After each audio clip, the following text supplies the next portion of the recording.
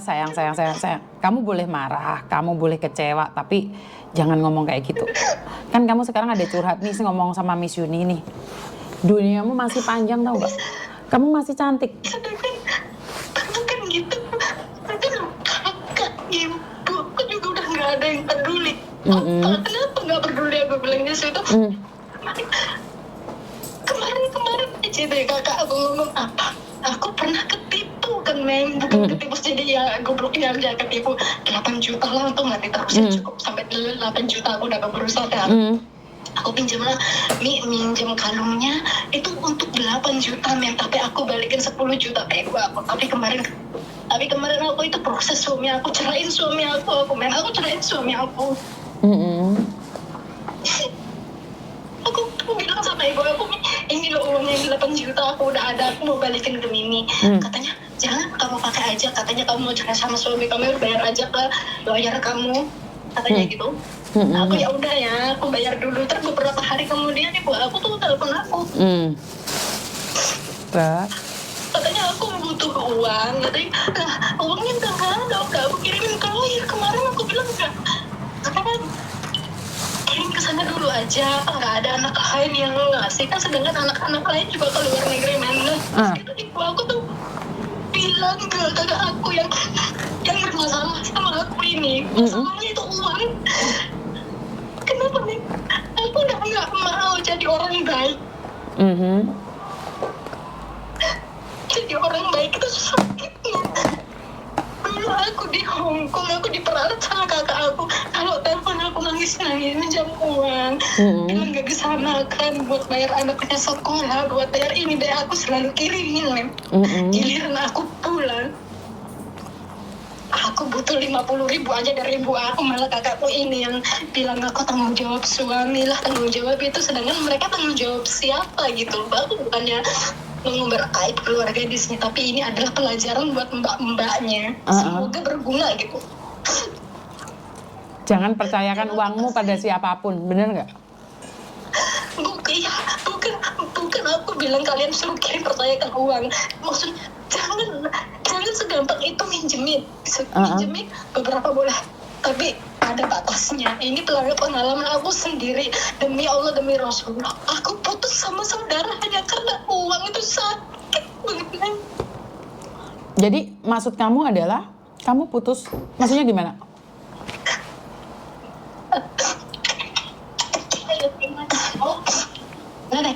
Nenek.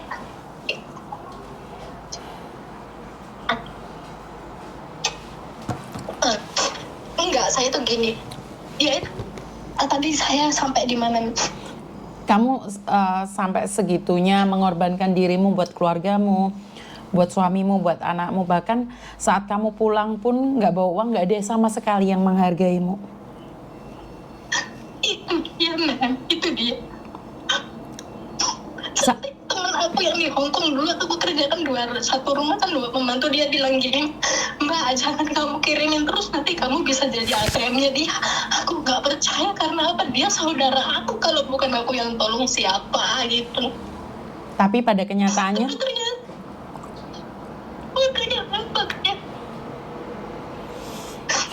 hancurnya aku bilang sama ibu aku, ya udah Bu, aku bilang maaf karena anak kamu yang kamu laporin, aku ngomong apa ke kamu, kalau kamu sebagai ibu itu harusnya menyimpan dari satu anak ke anak lain. Jangan kamu ceritakan apa lagi, tahu sifat-sifatnya anaknya itu buruk. artinya adalah sebagai orang tua tidak boleh mengadu domba anaknya, seperti itu. Betul, tapi ibu aku nggak ngomong. Kalau kamu nggak ngomong, Bu, maaf, bukannya aku lancang. Aku cuma ngomong sama kamu, aku tahu sifat saudara aku macam mana. Gak bakal aku semudah itu cerita sama mereka, yang dulu itu adalah pelajaran aku. Udah aku bilang, maafnya aja, aku durhaka. Aku mulai sekarang, kalaupun aku sakit, kalaupun aku kurang makan, kalaupun aku apa, aku gak bakalan telepon siapa-siapa. Aku gak bakalan minta pinjam sama siapa-siapa. Aku bilang aku permisi dari hidup kalian, bukan aku nggak mengakui orang tua, tapi lebih baik aku menyingkir. Karena dia ngomong apa, kalau aku ada selalu nyusahin. Sedangkan aku selalu membantu kalian, aku bilang gitu, bukan aku mengungkit. Bukan aku mengungkit. Nah terus itu, ya udah kalau itu mau kamu, yang bikin aku sakit di situ, Mem. Pelajaran buat teman-teman yang lain, jangan mudah percaya dengan keluarga, suami atau siapapun. Lebih baik simpan uangmu buat dirimu sendiri.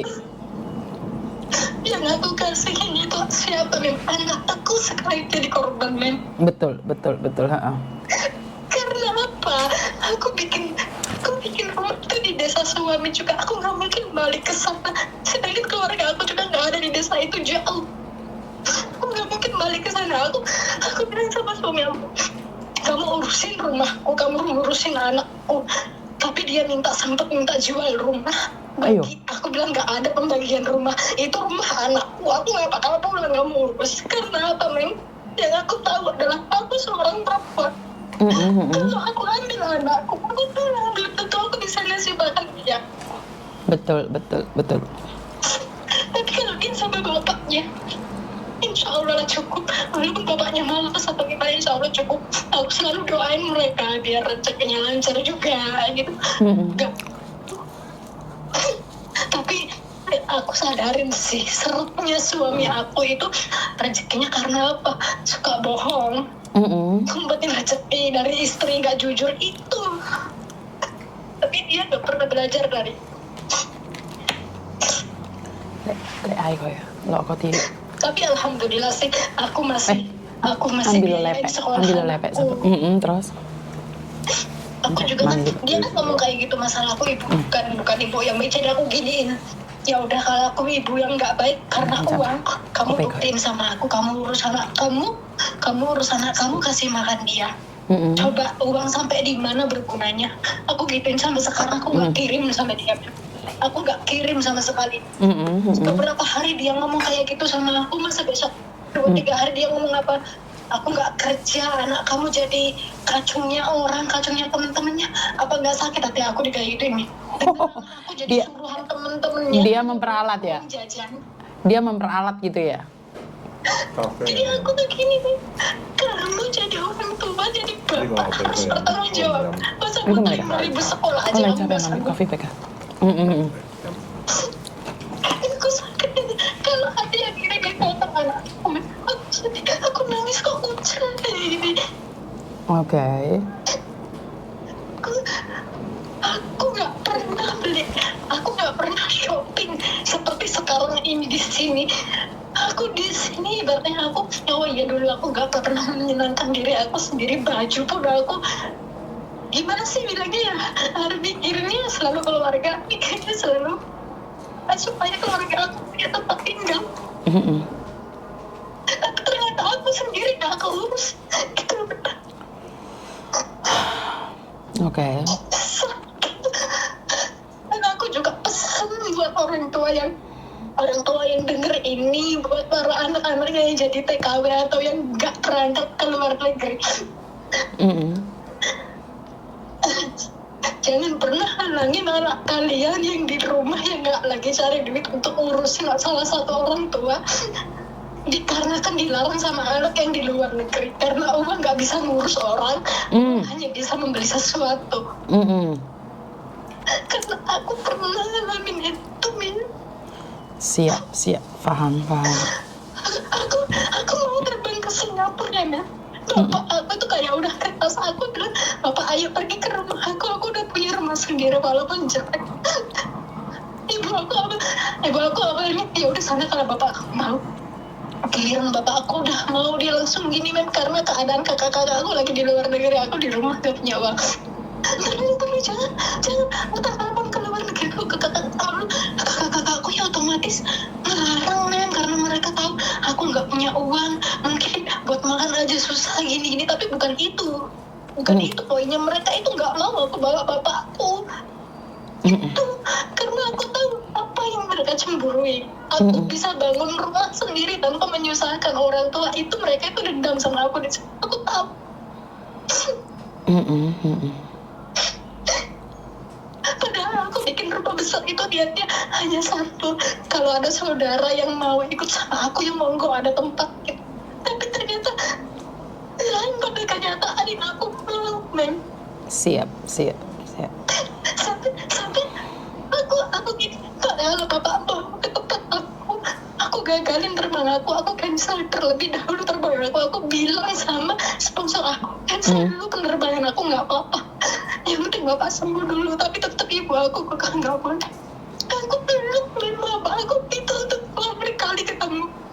Aku peluk dia, bapak aku punya nangis. Uang itu memang bisa membeli sigaret, tapi uang nggak bisa ngelap badan orang yang lagi sakit. Betul.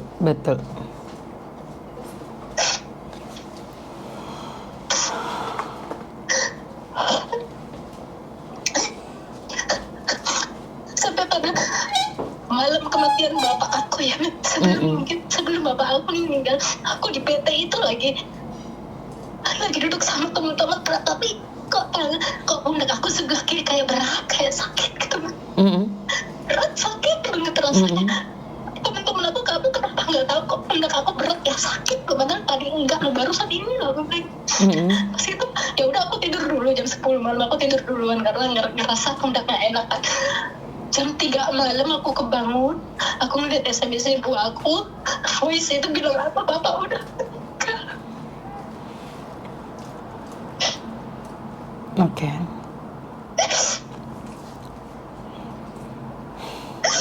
Bapak aku meninggal. Tapi besoknya aku masih terbang.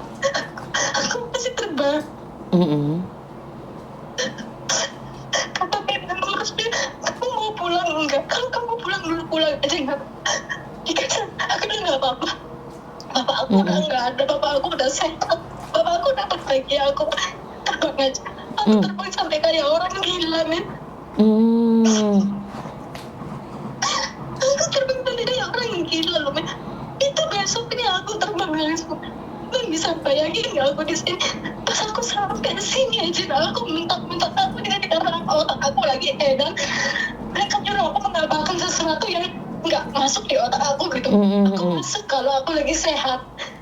Tapi di kepala aja pun aku nggak mudeng. Nggak connect. Pas itu nggak connect sama karena aku bilang aku nggak connect. Terus mereka mau marahin apa ya, aku nggak respon apa-apa.